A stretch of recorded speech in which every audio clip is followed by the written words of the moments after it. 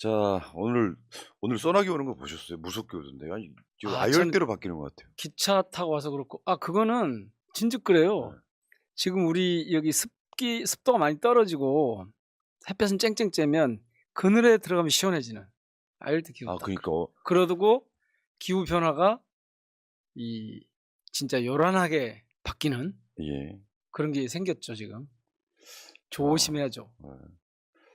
자, 호남의 유일한 희망 민영배 불군님께서 유일한 희망은 아니고요. 유일한 희망은 아니고 유이 정도 될까? 참. 왜 그렇게 놀리면서 시작한대요? 민주당 민영배 의원. 아이고 여기 코너 제목도 뭐 민영배만 같아라 이렇게 해 예, 놓으니까 예. 아 자, 겁나 시작하겠습니다. 부담스럽잖아요. 자, 예. 3시간 연속 달립니다. 그중에 첫 번째 코너 시작합니다. 새날 만에 아주 특별한 인터뷰. 오늘 또 민영배 의원 나오셨습니다. 어서 오십시오. 현충일인데 고생하십니다. 순국, 선열과 호국 영령께 예. 공명은 하셨습니까? 예, 그분들이 나라를 지켰듯 대한민국 민주주의를 지켜야 되겠죠. 이 방송을 통해서. 예. 국가는 적들과만 싸우는 게 아니라 민주주의 발전을 저해하는 독재와고도 싸워야 되는 거죠. 그게 양쪽으로 결합돼야 되는데 어느 한쪽만 집중해서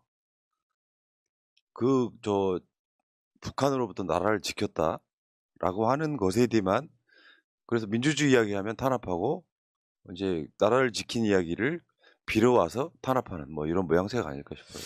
아주 퇴행적이에요. 예. 이 윤석열 정권이 유독 이전에 이명박, 박근혜 정권 때보다 유독 심한 것 같아요. 그래서 한 20년, 30년 뒤로 가는 것 같다 이런 얘기가 좀 많이 나오더라고요. 그렇습니다. 국가는 존재 자체가 중요한 게 아니고 어떤 국가냐, 그 국가 구성원들에게 어떤 존재냐 이게 훨씬 중요하죠. 그러니까 현충일이라고 하는 정말 그 거룩한 날에 요게 인제 빨갱이 이론 같은 거 있잖아요. 그러니까 그거 빨리 벗어나야 돼요. 네. 현충일은 민주화 운동을 위해서 숨져간 분들도 정말로 적과 싸우기 위해서 당신의 목숨을 버린 분들도 다 같이 그럼요. 예. 돈가치가 있는 건데 예. 무슨 의혹 제기만 하면 추모해야죠. 빨갱이. 예. 이번에 정말 큰일 났어요. 놀라운 게 여전히 그렇게 국가를 자기 권력의 수단 이상으로 생각하지 못하는 사람들의 삶을 쪼끔이라도 더 진일보하게 조건을 만들어 보려고 애를 쓰는 국가가 아니라 자신들의 권력을 행사하는 데 필요한 그런 수단 정도로 격화시켜 버린. 맞습니다. 정답. 민영배다운 말씀이셨어요. 민영배만 같아라. 근데 왜 자꾸 저를 놀리면서 시작하는 거예요, 늘? 좋아하시면서 왜 대표님. 그러세요? 이렇게 칭찬해야지. 그러면 민영배 못한다고 갈궈야 돼요. 아니 갈굴 일은 아니지만 꼭 놀리는 데서 재미를 붙이신 것 아니 같아서. 그런 것보다 이렇게 반응하시니까 예를 들어서 정봉주 의원 있잖아요. 네. 그분 별명이 깔때기거든요. 그래 그 깔때기를 내가 이렇게 받아 가지고 이렇게 즐길 수 있어야 농담을 던지는 사람이 즐거워지는데 이게 너무 겸손하시니까 알았어요. 그리고 유독 제 앞에서만 겸손하신 게 있어요. 일반 다른 방송 나가시면은 훨씬 더 세게 말씀하시는데 이유가 뭐예요? 저는 그런 상황을 들킨 적이 없는데. 저 보고 있거든요. 스토커처럼 보고 있어. 민영배 의원 광주나 서울에서 언론 나가면 뭐라고 말씀하시는지. 민주당 국회의원 중에는 가장 선명한 목소리 내는 건 맞습니다. 아직까지는. 바뀌실지도 모르지만. 한번 보시게요. 예, 보시게요. 아이고 참네. 알겠습니다. 자, 민주당 현안 이야기 좀 해볼까요? 이래견 혁신위원장 위촉 그리고 9시간 만에 사퇴. 이거 보시면서 어떤 생각이 일단 드셨을까요? 이렇게 흘러갈 수 있구나.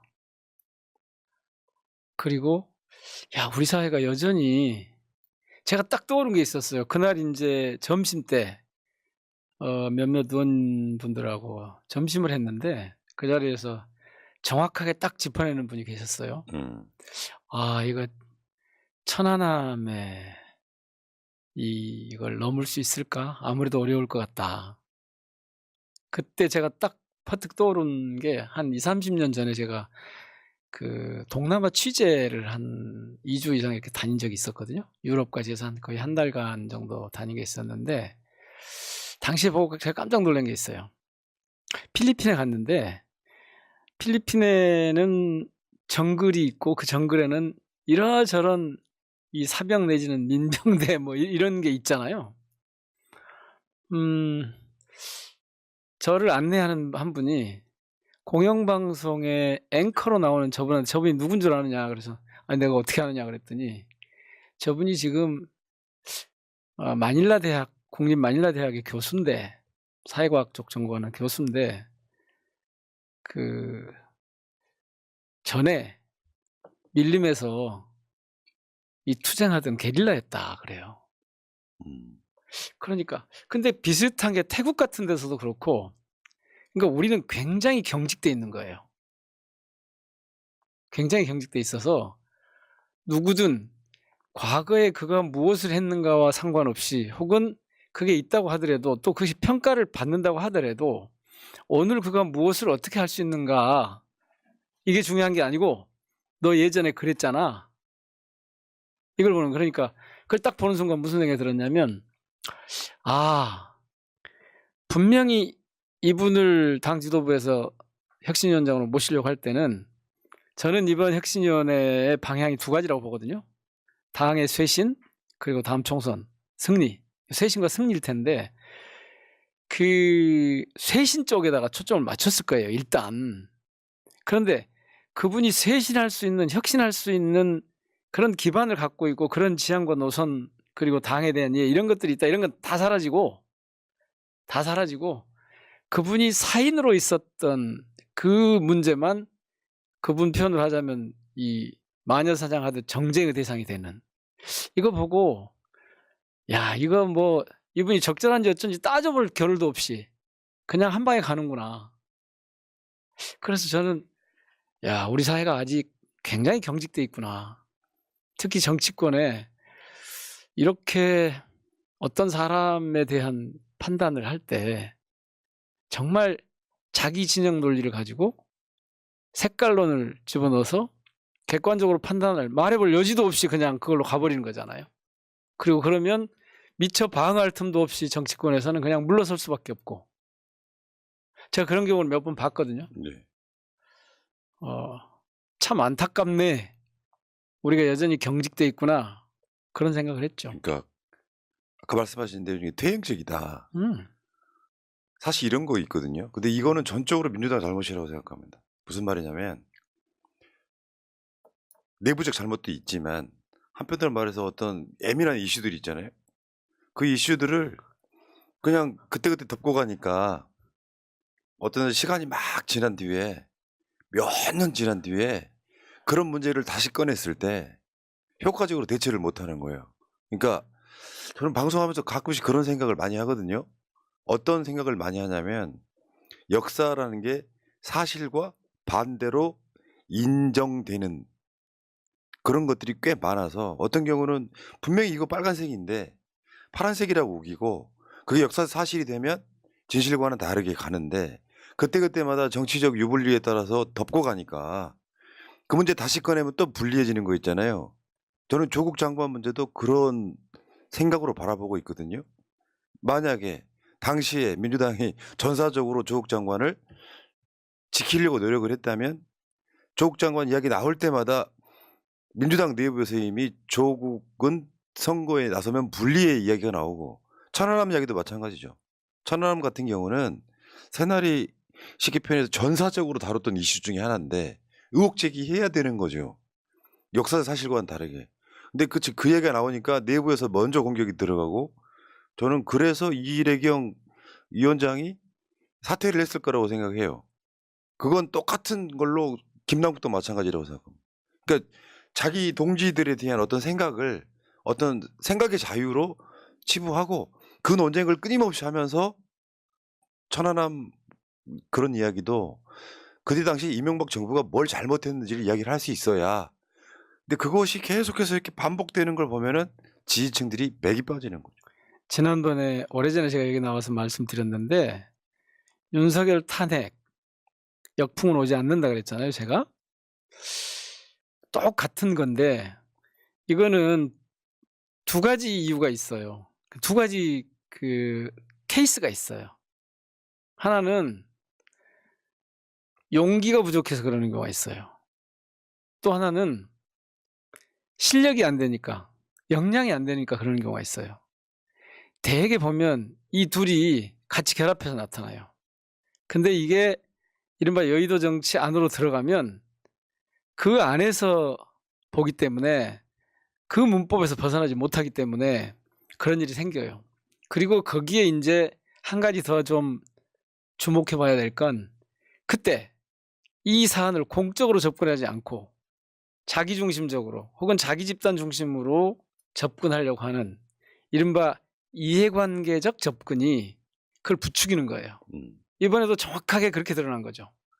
그러니까 만약 그렇게 판단이 이제 그 과정은 제가 잘 모르겠어요. 저는 그 과정은 모르겠는데 그런 걱정이 있으면 사실은 그래도 이번에는 판단을 빨리 내려서 다행이에요. 어느 쪽에서 먼저 판단을 내렸는지 모르겠지만 저는 그 이내경 이사장이 그러지 않았을까 싶어요. 저 상황을 딱 보면서 뻔히 어떻게 전개될 게 보이잖아요. 당이 당신을 옹호해낼 그런 역량은 안 될 것 같고 그렇다고 자신이 그걸 나서서 부딪히면서까지 자기 인생을 그렇게까지 가져갈 이유는 없을 것 같고 이건 전적으로 사적인 영역에서 있었던 일이잖아요. 그게 이를테면 적합한 표현은 저는 아니라고 보는데 잘 살펴지지 못한 즉 검증되지 않은 채로 넘어온 사안 아니에요.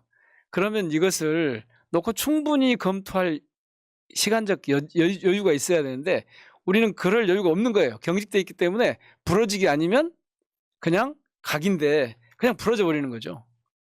제가 그래서 그 상황을 굉장히 경직돼 있다라고 표현을 한 거죠. 예. 그러니까 근데 민주당이 네. 이번에는 비교적 신속하게 정리를 한 거죠. 이게 신속하게 사실 뭐 정리를 했는데 하루짜리 이슈로 끝나긴 했는데 이런 게 있거든요. 하루짜리 이슈면 그나마 좀 낫습니다. 근데 몇 달을 끌다가 결론 허무하게 날 때 되게 많아요. 민주당의 제가 보기에는 아주 안타까운 현상 중에 하나는 어떤 사안이 발생하면 신속하고 엄정하게 제가 전에도 여기서 그런 말씀을 한번 드렸는데 이게 무엇인지에 대해서 신속하게 살피고 그리고 엄정하게 즉 과단성 있게 정리를 해주는 이게 좀 약해요. 민주당이. 왜 그럴까? 그걸 뜬금없는 무슨 리더십 문제나 이런 게 보는 게 아니고 제가 보니까 꽤 오랫동안 기득권화한 문화하고 내부 문화하고 무관하지 않은 것 같아요. 내부 문화. 뭐 최근에는 그런 얘기가 나오잖아요. 국민의힘보다 더 보수화돼가는 일부 흐름이 있다. 그러면 안 되는 거잖아요. 명색이 이제 뭐 진보 정당이라는 표현을 듣고 있는 정당인데 그 흔한 대의원제 하나 폐지를 못 하고 있는 자기 유불리에 따라서 그렇습니다. 사실은 요거는 접근 방법을 원래 인사라고 하는 게 그렇거든요. 이걸 완전히 개방해 놓고 하는 경우가 있고 조금 이를테면 좀 비밀까지는 아니더라도 이게 다른 요소가 개입하지 않도록 이를테면 보안을 유지하면서 가야 될 때가 있어요. 이번 경우는 그런 경우였겠잖아요. 왜냐하면 혁신위원장을 누구로 하느냐 이렇게 접근하기 시작하면 너무 그 과정에 소모전이 벌어질 가능성이 있으니까 쭉 살폈다가 전격적으로 이렇게 발표를 하는 그런 효과를 기대한 건데 그게 이제 약점이 있는 거였는데 그게 이제 걸러지지 못한 저는 사실 이 표현도 맞지는 않다고 봐요. 걸러지지 못했다, 뭐 검증이 제대로 안 됐다 이것도. 이렇게 크게 번질지 몰랐다 이것도 말이 안 되는 거고요. 그러면 그 방식으로 갔으면 이렇게 접근할 수밖에 없어요. 그런데 만약 이거를 개방하는 방식으로 하면 상황이 완전히 달라질 거거든요. 예를 들어서입니다. 예를 들어서 그래? 저는 지금이라도 그런 전환을 고민해 볼 필요가 있다고 보는데 좋아. 그러면 한번 이렇게 마련하려고 해보니까 잘 안 된다. 자, 민주당을 새롭게 바꿔보고 싶은 사람, 그런 분들 나오세요. 또 그런 분들 추천하세요. 해서 이를테면 공개적으로 이제 아예 여는 거죠. 공모를 해서. 네, 예를 들면요. 그러니까 이제 그 보안을 유지하면서 기밀을 유지하면서 이렇게 갔는데 이게 실패로 돌아갔으니까 어쨌든 지금은 실패한 거잖아요. 그럼 이걸 개방을 하는 거죠, 완전히. 그래서 참여의 폭을 대폭 넓히고, 그래서 다른 불만이나 의견이 있는 것들을 그 과정을 통해서, 물론 이것도 좀 신속하게 처리해야겠지만 그 과정을 통해서 해소해내고, 그렇게 해서 지금은 이를테면 탑다운 방식이었단 말이에요. 위원장을 먼저 선정하고 그리고 위원들을 확보한 다음에 가동을 하는 이런 방식이었는데, 거꾸로 하면 되죠.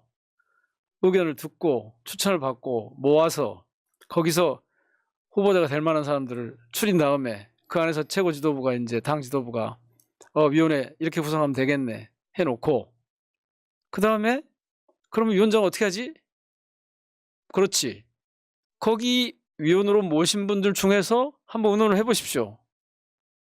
거기서 호선해서 되는 분으로 하겠습니다. 이렇게 하면 어떨까 이런 생각도 좀 해보죠. 가장 좋은 방법이긴 한데. 아니 이거 복잡해요. 네. 복잡하고 그러니까 가장 소모적이고 뒷말이 안 나올 방법이긴 한데 그 과정이 이 과정이 아. 지난하죠. 예. 그래서 이제 보통 지금 하는 것처럼 하는 건데, 그런데 이게 이제 무슨 난리 난 것처럼 이러는 게 저는 또 좀 불만이에요.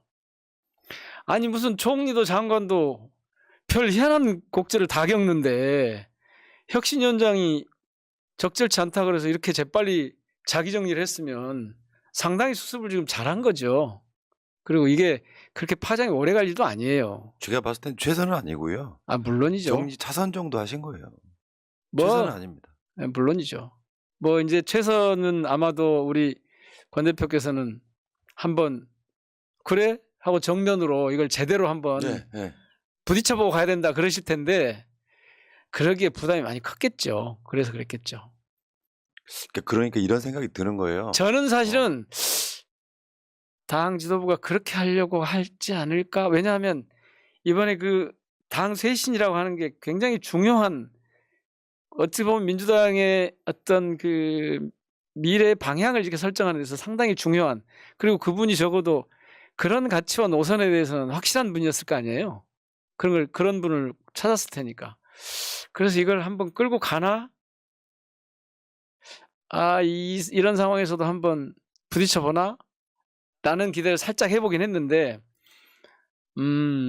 오후에 돌아가는 분위기를 보니까 쉽지 않겠다 싶은데 저녁 먹고 있으니까 이미 정리했더라고요. 예.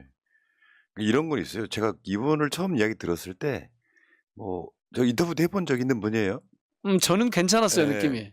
그러니까 사심 없어 보여서 일단 기부도 하신 분이고 사심 없어 보여서 일단 내가 국회의원 되려고 나서시는 분은 아니잖아요, 일단은. 그런 분은 전혀 아니고요. 예. 저도 그냥 예. 행사장 이런 데서 만나서 인사를 드려보고 그랬는데, 저는 사실은 어떻게 찾았지? 이런 생각이 들 만큼 괜찮았어요. 그러니까 물론 저도 이제 그 사인으로서 했던 무슨 SNS 이런 걸 보지는 못했기 때문에. 근데 혁신위원장이라는 것 자체를 수락했을 때는 일종의 재능 기부거든요. 마음 먹은 예. 거죠. 그러니까 재능 기부인데 그 재능 기부를 내부적으로 사실은 한 방에 끝내버린 거거든요. 한두 가지 사안을 갖고 한 방에 끝내버린 거거든요. 예, 그러니까 이렇게 말씀하셨잖아요. 시민의 한 사람으로서 민주당의 변화를 통해 대한민국의 새로운 미래를 여는 것에 일조하겠다는 일념으로 혁신기구의 책임을 어렵게 맡기로 했다. 이렇게 지금 이 사퇴 의견에 했었다. 이렇게 하잖아요. 그런데 개인, 사인이 지닌 어떤 그 판단과 의견이 이렇게 마녀사냥식 정쟁의 대상이 된 것에 대해서 매우 유감스럽다. 그리고 이게 저는 제가 말씀드린 게 이 대목하고 저는 같다고 봐요. 한국 사회의 현재 처한 상황을 압축하는 사건. 당신의 이 사태로 이어지는 이 상황이 한국 사회의 현재 처한 상황을 압축하는 사건. 그건 당신이 알고 있지만 그럼에도 불구하고 당에 부담 주기 싫으니까 그냥 내가 이걸 내려놓는다. 사실 이 마음을 먹기 쉽지 않았을 겁니다, 이분이. 그러니까요. 그러니까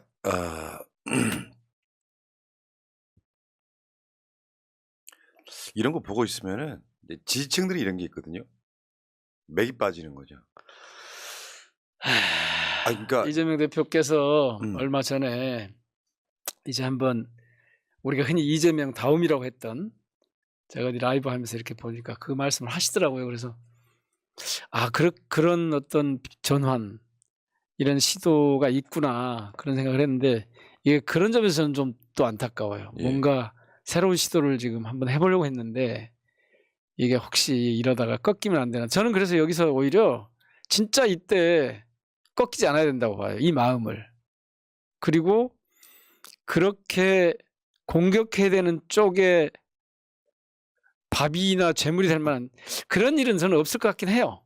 다시 재빨리 가다듬고 재빨리 문제를 풀어가는 그런, 저는 또 리더십이 발휘될 거라고 봅니다. 그렇죠. 이게 하루짜리 이슈라고 말씀드렸던 이유가 하루 지나고 나면 아무 일도 아닌 것 같지만, 예를 들면 이런 거 있잖아요. 한 번쯤 이슈와 이슈가 딱 부딪혔을 때 제대로 한번 싸우는 부딪혀보고. 거. 제대로 싸우는 걸 봐야 쉽게 표현하면 장수에 대한 믿음이 생기는 거예요. 근데 그게 국회의원이 거의 170명 가까이 있는 정당에서 뭔가 이런 이슈들 때마다, 왜냐하면 그 이래경 위원장이 제기했던 천안함 문제 같은 경우는 한번 사회에다가 던져볼 만한 가치가 있는 거예요. 그러니까 뭐 이따가 저 시사방송에서 그 이야기를 좀 조금 준비를 했는데, 최소한 우리가 역사적으로 천안함 폭침이라고 부를 수 있으려면 폭발한 증거가 있어야 되는데, 폭발했다는 증거가 없는 가운데 이거에 대해서 이슈에 계속 물러나기 시작하니까 이를테면 마당 내주고 안방 내주는 과정까지 가버리더라. 저는 그런 이야기를 한번 이야기하고 싶고요. 자, 그러면 이야기 좀 더 진행시켜서, 지금 민주당 분란이라고 하잖아요. 언론들이 더 부추기는 측면이 있고, 실제로 그 분란을 일으키는 사람들 민주당에 많아봐야 손가락으로 꼽는데, 그 분란의 원인과 처방은 어떻게 될 거냐. 분란? 무슨 분란 말씀하시는 거예요? 일단 분란은 없다. 아니, 저는 지금 말씀하셨지만 자꾸 그 분란, 분열 이런 표현 쓰는 거 있잖아요.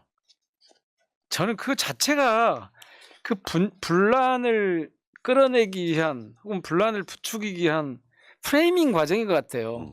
그리고 그것을 묵직하게 견뎌내는 맛이 좀 있어야 되는데 우리가 그게 좀 잘 안 되는 감이 있죠. 왜? 당내 구조가 그런 점에서 좀 취약한 대목이 있는 거예요. 그래서 저는 그 분란, 그 말은 일단 정확하지 않는 말이고요. 분열, 오히려 그런 분열 논리에 자꾸 빠져드는 것은 정말 바람직하지 못하다고 저는 봐요. 그래서 조금 구체적으로 말씀해 보세요. 예를 들면 어떤 분란이 있습니까, 지금 민주당에? 그러니까 이번에 김남국 건도 그렇고, 네. 이래기원 건도 그렇고, 내부 총질? 그러니까 내부적으로 네. 어떤 문제에 대해서 싸울 생각이 있는 게 아니라 팔짱 끼고 딱 지키고 있다가, 저 이재명과 가까운 사람들 저거 흠집이나 잡자, 언론 나가서 이야기하고 SNS로 이야기하고, 그러면 그게 한 명이든 두 명이든 간에 동가치가 돼서 민주당 분란의 요소로 사용된다, 이런 이야기예요. 재료를 제공하는 건 사실인데, 공격하는 사람들 중에 재료를 제공하고 있는 건 사실인데, 저는 그게 자해행위라고 봐요. 자, 지금 말씀하신 손가락에 꼽히는 그 몇 분들이 한 몇십 배로 과대대표되고 있는 거잖아요, 실제로는. 그러면 글쎄요, 이분들의 정치 행로에, 미래에 도움이 될까요? 도움이 될 것 같습니까? 도움이 된다고 생각하니까 저러는 거예요. 그게 착각인 거죠. 그게 착각이에요. 두고 보시면 알 겁니다. 그러니까 민주주의 원리 중에 다양성, 어떤 비판 중요한데 시기를 봐가면서 해야 된다는 거죠. 그러니까 되게 거기에도 이 유형이 두세 가지 있을 거예요. 하나는 정말 자기 정치를 위해서 좀 튀려고, 소위 말해서, 그래서 그냥 그렇게 세게 말해보는 그런 분들이 있을 거고, 두 번째는 지금 자기 정체성이 애매해요. 사실은 민주당에 있긴 한데 민주당의 대개의 흐름이, 특히 지도부의 이 방향이 자기하고 잘 안 맞아. 그래서 뭔가 그런 자신의 모습을 드러내서 자기한테 그게 도움이 된다고 생각하는 그런 부류가 또 있고, 또 하나는 저는 실제로는 걱정해서 그냥 확신범인 거죠. 이런 경우에는 실제로 걱정해서 그러니까 이 경우에는 도대체 지금 진행되고 있는 상황과 자신을 맞춰갈 수 없는 경우가 있는 거죠. 이런 몇 가지 부류가 있을 텐데 대개 이것을 분열분란 이렇게 보는 게 아니라 저는 그냥 조그마한 소란이에요. 아니 170명 있잖아요. 그중에서 서너 명이 너댓 명이 그러는 게 무슨 그게 당 내부에 분란이 되기나 합니까? 누가 그걸 먹어주나요? 그냥 그러고 마는 거지. 이제 그 이야기는 이렇게도 볼 수가 있는 게 우리는 그렇게 생각 안 해. 뭐 저거 한 줌? 그럴 수 있는데 결국 언론에 이용되는 민주당의 모습은 내부에서 분란이 일어났다. 그러니까 난 이런 생각을 하거든. 저도 조직 생활을 해본 사람인데 이런 문제가 터졌어요. 그럼 어떻게 해야 되냐면 의원총회 같은 거 할 때 충분히 문제 제기하면 됩니다. 근데 이게 제가 그 퍼거슨 경의 이야기를 항상 존중하는 사람인데 SNS는 인생의 낭비라고 할 정도로 너무 과하게 불필요한 데서 SNS를 통해 자기 정치하는 거예요. 그러면 갈라치기를 해야 되는 조중동과 나머지 세력들은 그걸 이용해서 이재명을 흔드는 거죠. 근데 문제는 그렇게 하는 사람들이 이재명 대표 흔들기 용으로 쓴다는 게 문제죠. 거기에 분노하는 거예요. 당원들 아니, 입장에서는. 그러니까 이용당하는 자 그대에게 미래는 없다. 저는 이제 그 말씀을 드리는 거예요. 저 뻔히 알면서 서로 이용하는 거잖아요. 저쪽은 크게 이용하는 거고 이쪽에서는 작은 자기 이해 때문에 그렇게 이용하는 거잖아요. 이렇게 이용한다는 걸 사람들이 다 알잖아요. 모르겠습니까? 그러니까 지금은 그들에 의해서 이용당하는 것이 제법 자신의 정치적 자산을 쌓아가는 것 같지만 그걸로 끝인 거죠. 그래서 제가 자해행위라고 한 거예요. 그러니까 우리 의원님은 그거 중요하지 않아. 그런 사람들 그렇게 자기 순간은 이렇게 언론의 주목을 받을지 모르지만 중요하지 않아. 민주당 전체로 우리가 분란이라고 인정하는 것 자체가 리스크일 수 있다 이런 말씀이신 거잖아요. 그렇죠. 그래서 그런 거는 그냥 개무시하는 게 맞는 거고요. 근데 반론이 하나 있습니다. 그게 제가 뭐냐면, 근데 개무시한다고 하면서 이렇게 이제 말씀드리면서 종종 저도 막 이렇게 화가 날 때가 있어요. 저걸 의총에 가서 제가 언론에 대고 그렇게 하면 똑같아지니까 그렇게는 안 하지만 의총에 가서 납박사를 좀 줄까? 이런 생각이 왜 안 들겠어요. 그런데 그렇게 해봐야 그게 바뀌지도 않고 그것이 또 이용당한단 말이에요. 그래서 못하고 있거든요. 그런데 이런 거는 이렇게 일정한 정도 가면 임계치를 지나서 비등점에 딱 오는 순간이 있어요. 그리고 그때 와르르 무너지게 되는 거죠. 그래서 제가 자해행위라고 그러는 거예요. 그러니까 이게 어떤 게 있냐면 누군가가 틀린 이야기를 했을 때 물론 지지자들한테 그걸 원하는 것도 좀 맞지 않다고 생각해요. 지지자는 굉장히 즉흥적으로 반응할 수밖에 없는 구조를 갖고 있고 국회의원들은 전후 좌우를 살펴야 되는 사람들이기 때문에 분명히 결이 다른 게 있는데 상대가 말도 안 되는 이야기를 했을 때 반박하지 않으면 기정사실이 돼버린 측면이 있습니다. 그래서 그 대목은 이제 정말 이 언론에 오래 종사하셨던 분이라서 이 말씀을 정확하게 주시는 건데 제가 오늘 나와서 이 말씀을 좀 드릴까 말까 했어요. 그 이모 다선 의원 계시잖아요. 야. 누군지 바로 들어오는데 다선이란 말에. 예. 그래요? 이분이 오늘은 보니까 정말 선을 넘었더라고요. 대전. 선을 넘었어요. 저는 이런 경우는 사실은 누가 아무도 상대를 안 해주거든요. 말 안 하잖아요. 그분이 뭐라고 했다 그래서 어쩌고 아무도 말을 안 하잖아요 지금. 그러니까 민주당에서 쉽게 표현하면 그분 자체가 왕따에 가깝다? 그렇게 봐도 돼요? 아니 실제로 아무도 반응을 안 하잖아요. 그래서 제가 오면서 고민했다니까요. 이걸 이렇게까지 가져가는 게 온당하냐? 이런 생각이 들어서 나도 좀 한마디 해볼까 하다가 참기로 했어요. 왜냐하면 반응을 해주면 해줄수록 키워주는 느낌? 무슨 의미가 있어서 하는 것처럼 되는 것 같아서 그냥 그분은 혼자 그렇게 떠들고 그리고 그렇게 언론에 활용당하다가 그 종말이 끝이 좋을 것 같지 않거든요. 제가 볼 때는. 이분 종편 등에 나가서 하는 이야기는 국민의힘 국회의원하고 똑같아요. 차이를 못 느꼈어. 어쩔 땐 더 심할 때도 있죠. 네. 근데 이제 소위 이른바 내부 총질. 근데 그게 분명히 해악은 있거든요. 아, 이 해악이 크죠. 예. 해악이 큰데 이거는 내부 총질이 있고 몇 명 안 되니까 무시해야 된다라고 하는 것도 당원들은 받아들이기 좀 힘들어요. 그러면 좋은 방법이 혹시 있으세요? 같이 싸워주면 이게 더 크게 활용이 되고 진짜로 당에 무슨 내분이 있는 것처럼 될 텐데 이 작은 소란들을 마치 당에 분열이나 분란이 있는 것처럼 키울 수가 없잖아요. 그래서 아무도 말을 안 하는 거죠. 방법이 있죠. 어떻게 해요? 그러니까 지금 당원 민주주의가 대세잖아요. 네. 그래서 민주당도 대의원을 하려고 하고 음. 그러면 예를 들어서 거기에 대해서 반응을 하지 않으면 아까 제가 말씀드린 것처럼 기정사실화돼서 이 사람이 뭘 잘못했는지를 스스로 인식하지 못할 뿐더러 당원들까지 포함. 그래서 당원들은 다 알고 다 댓글 달고 의견 내고 다 하잖아요. 그러니까 당원들이 그런 사람들을 공천에서 탈락시키는 방식이 가장 민주적이고 뒷말 없는 거죠. 전 그렇게 생각을 합니다. 그렇게 되지 않겠어요? 당원들이 가만히 그러니까 있겠어요? 우리 같은 방송은 그 과정에서 이 사람들의 해악이 뭔지를 알려야 되는 거예요. 당원들이 알려주지 않으면 그 사실을 모르는 상태로 이쯤 하면 다 아시는 거 아니에요? 안 될까 이 정도 가지고는? 그러니까 민주당 당원이지만 정치 고관여층이 아닌 사람들 그냥 동네에서 투표장에 안 나올 만한 사람들은 그 사실을 모른 채로 넉넉히 정표를 보고 있다가 이상민 의원이 하는 이야기에 그냥 고개를 끄덕일 수밖에 없는 그러니까 사리 분별을 하게끔 만들어진 역할을 우리가 해야 된다는 거예요. 제가 지난주 말에 이 어르신들을 좀 몇 번 이렇게 좀 돌아봤거든요. 근데 다 아시던데? 다 아셔요. 다행입니다. 예. 뭐 광주라서 그런지 어쩐지 모르겠지만 아시더라고요. 그래서 그렇게 말씀하시는 분들은 또 그랬구만 이런 정도로 다 아셔.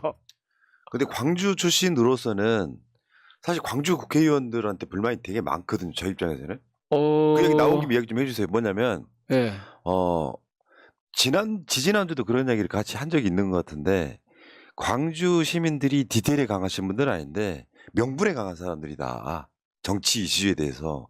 근데 보통 이야기하는 게 민주당 통으로 욕을 먹거나 민주당 정치인이 욕을 먹는데 최소한 이미지라는 건 있거든요. 민주당 광주 출신 국회의원들이 진짜 민영배처럼 선명해야 돼. 막 싸우고 막 이게 그러니까 내가 감옥에 갈지언정 윤석열을 강하게 비판할 수 있어야 되는데 광주 국회의원이 그걸 안 해. 그러면서 뭔가 내부 권력 투쟁에만 막 올인해 있어. 거기에 대한 불만들이 굉장히 많은 거거든요. 그 말씀이 정확할지는 모르겠는데 이건 있어요. 저한테도 오히려 그렇게 말씀하신다니까요. 에이 좀 잘 좀 싸우세요. 이렇게. 그러니까 국회의원이라는 직군의 몇몇 뭐 이 광주에 있는 전남에 있는 이런 분들을 전체적으로 싸움을 좀 제대로 해라. 대윤석열 투쟁을 좀 제대로 해라. 이런 말씀을 세게 하시지. 그래도 너는 좀 낫고 너는 좀 덜하고 이렇게 보지는 않으세요. 전체적으로. 그래서 제가 자주 말씀드리는데 저한테마저도 아직 멀었다. 더 좀 싸워달라. 사실 그걸 좀 보고 싶은 거거든요. 그러니까 텔레비전도 안 보고 뉴스도 안 보고 하는데 하는 짓마다 지금 못마땅하신데 이걸 당신들이 촛불 들고 맨날 나와서 이렇게 할 수 없으니 우리가 뽑아놓은 니들이 가서 좀 잘 싸워. 근데 왜 이렇게 안 보이는 거야? 이런 말씀을 똑같이 하시죠. 누구라고 뭐 덜 싸운다, 누구라고 더 싸운다 이렇게 말씀하시는 건 아니고 그래서 그거는 제가 볼 때는 거의 한 묶음이에요. 그러니까 그 모습을 예를 들어서 서울에서 하는 촛불 집회에 유일하게 올라가는 광주 국회의원이세요. 우리 의원님이. 뭐 어떻게 하다 그렇게 됐죠. 예. 예. 근데 우리는 이미지가 있잖아요. 경상도 분들 정치인들이 조금 중도 지향적으로 말하는 거 이해해요. 근데 광주 같은 지역은 있잖아요. 예를 들면 이렇게 보는 거죠. 그쪽에서는 꼭 그렇게 굳이 하지 않아도 알아서 뽑아주는 분위기가 있어서 나는 공천만 받으면 돼. 그렇다 보니까 싸우기보다는 내부에서 내부 총질해서 튀는 쪽으로 가버리는 경우가 꽤 있단 말이에요. 그러면 그 분노치는 경상도에 있는 정치인과는 좀 다른 거죠. 왜냐하면 제가 말하려고 하는 모 국회의원은 그 당시에는 광주에서는 일종의 학생운동으로 레전드였던 사람이에요. 근데 그 모습을 보고 싶은 거거든요, 사람들은. 근데 기득권 정치인 돼서 머릿속에 윤석열과 막 대차게 싸우는 사람은 아닌 거예요. 자, 제가 뭐 네. 개별적인 얘기를 하면 안 될 것 네. 같고 다만 이런 건 분명해요. 전체적으로 좀 잘 좀 싸워라. 민주당 의원들 많이 부족해. 이거 분명하고. 그런데 당 입장에서 보면 말씀하셨듯이 이를테면 광주 전남북 이런 호남 쪽은 당 입장에서 보면 내가 그 당의 후보만 되면 즉 공천만 받으면 그 다음에는 안전한 것이에요. 그러니까 여기는 다른 말로 하면 이렇게 되는 거죠. 공천을 둘러싼 여러 가지 민주당이 할 수 있는 새로운 시도들 위험성이 적어. 다른 데보다 훨씬. 여기서는 할 수 없는, 수도권에서는 할 수 없는, 영남에서는 생각도 할 수 없는 그런 여지가 큰 곳이란 말이에요. 그러니까 여기서는 민주당의 미래가 어떻게 갈 것인지를 새롭게 시도해 볼 수 있는 굉장히 좋은 실험장이에요. 그건 분명해요. 그래서 여기서는 아주 혁신적인 그리고 미래지향적인 그런 방식을 도입해도 안심이에요. 예를 들면요. 자, 여성들이 정치 참여하는 게 꼭 필요하다. 그러면 광주 같은 곳에서는 여성을 전략 공천하거나 아니면 여성을 특정 지역을 여성 지역구로 선정을 해도 실제로 지방선거 때 작년에 그렇게 했거든요. 그렇게 해도 위험하지 않아요. 의석을 뺏길 일이 없으니까. 그 말은 광주에서 여러 가지 개혁적인 혁신적인 시도를 한 다음에 이것을 전국적으로 확산해 내갈 수 있는 아주 좋은 인큐베이팅 시스템이 있는 곳이다. 그런 걸 만들기만 하면 그런 밭이 있는 곳이다. 이렇게 생각하고 굉장히 혁신적인 시도를 해도 좋은 곳이 광주 전남이죠. 그걸 당해서 활용을 좀 해야 되는 거죠. 옛날에는 그러니까 이제 뭐 DJ 때는 생각나시잖아요. 저쪽에 대구분을 갖다가 영광 한평에다가 공천을 해서 당선을 시키고 그래서 이제 뭐 이게 효과가 있든 없든 하여튼 그런 상징적인 조치를 하고 그랬었잖아요. 기억나시죠? 예. 그런 시도가 가능한 곳이라는 건 예. 굉장히 좋은 장이 있는 거죠. 근데 이런 건 있어요. 제가 봤을 때는 지금 전두환 때랑 똑같아요. 우리가 봤을 때는 군사 독재만 아닐 뿐이지 검사 독재인 거거든요. 그럼 국회의원 해야 될 일이 두 가지가 있는 거예요. 좋은 법 만드는 건 당연한 거고 헌법기관인 국회의원이 독재, 검사 독재랑 싸우는 게 지금은 시대 사명인 거예요. 헌법 가치를 가능하면 더 확장하고 구현할 수 있도록 싸워야죠. 예. 필요하죠. 근데 그런 모습들이 아니라 예를 들면 이재명 대표 대장동, 뭐 돈봉투, 뭐 김남국 이런 문제가 나올 때마다 윤석열과 싸우는 게 아니라 딱 그거 있잖아요. 니들 때문에 우리 표 뺏긴다만 주구장창 이야기하는 사람들이 우리들 입장에서는 우리 대표자가 될 수 없다는 거. 쉽게 표현하기 전쟁터인데 장수들이 그러고 있는 거예요. 그게 답답해하는 겁니다. 혼내세요. 그게 주권자의 힘입니다. 그게 당원의 힘이고. 자, 그래서 저는 그런 생각을 드리고 싶은 거예요. 당원들이 할 수밖에 없다. 정치인들은 아무리 해봐야 안 된다. 결국 저는 당원들이 더 많이 가입을 해서 그 당원들의 힘으로 물갈이를 해야 된다라고 생각을 하는 겁니다. 그래서 지난주에 당원전에서 지난 일요일이었나요? 그랬죠. 토요일이었나? 그 혁신회의가 생기던데요. 이제 그런 얘기를 하고 싶은 거겠죠. 그리고 실천을 하고 싶을 거고. 자, 알겠습니다. 오늘은 좀 아쉬운 대로 또 여기까지. 뭔 얘기 하려고 하면 끝나버려요. 시간을 40분 잡은 이유가 있어요. 다음 주를 기다리게 만들어야 되는데 1시간이면 시간이 너무 길어. 네. 40분만 하고 가시는 거예요. 좋습니다. 네. 네. 고생하셨고요. 또 국회의원들 입장도 좀 들을 수 있어서 좋았던 시간이었던 것 같습니다. 근데 분명히 이건 있어요. 지지자 입장과 국회의원들 입장은 다른 겁니다. 난 그거 인정해줘야 된다고 생각해요. 입장이라는 게. 우리는 즉각 반응하는 게 맞고 국회의원들은 조금 더 신중할 필요는 있다. 인정할게요. 정치적 효과에 대한 고민을 좀 해줘야 되는 건 맞거든요. 예. 알겠습니다. 조심히 돌아가시고요. 다음 주에 또 뵙겠습니다. 현충일인데 고생하십니다. 네. 휴일인데 오늘 같은 날은 방송을 좀 쉬시지. 아니 방송은 지금 주말에 충분히 쉬고 있는데 뭐. 아. 그럼 월화수목금하고 네. 토일은 쉬고. 그러니까요.